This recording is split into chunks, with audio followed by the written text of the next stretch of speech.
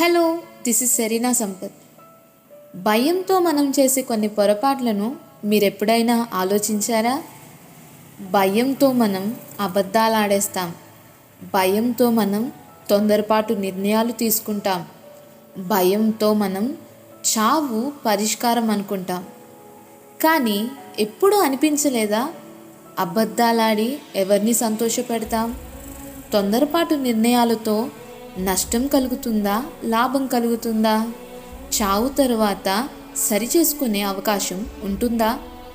అసలు ఇవన్నీ ఎందుకు చేయాల్సి వస్తుంది అని ఆలోచిస్తే, కొన్నిసార్లు భయంతో తప్పు చేస్తాం, ఇంకొన్నిసార్లు తప్పు చేసి భయపడతాం.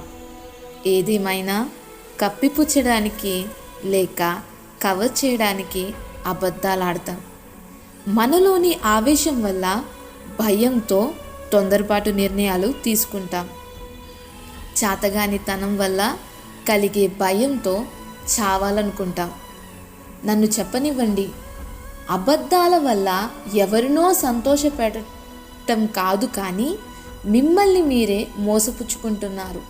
ఎందుకంటే మీ అంతరాత్మకు తెలుసు ఏది నిజమో. దాన్ని చంపుకొని బయటికి చెప్పే అబద్ధం వల్ల మీరే మోసపోతారు. తొందరపాటు నిర్ణయాల వల్ల కలిగేది నష్టమే. చావు తరువాత సరిచేసుకునే అవకాశం అస్సలు ఉండదు.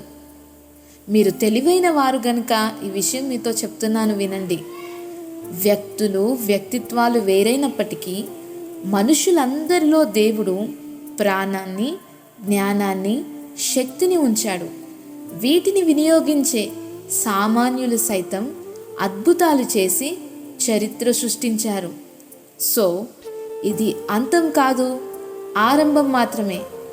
తప్పులను సరిచేసుకుందాం, ఆలోచించి అడుగులు వేద్దాం. దేవుడిచ్చిన శక్తిని, జ్ఞానాన్ని వాడి అద్భుతాలు సృష్టిద్దాం. ఈ అందమైన జీవితాన్ని ఆనందంగా గడిపేద్దాం. Thank you.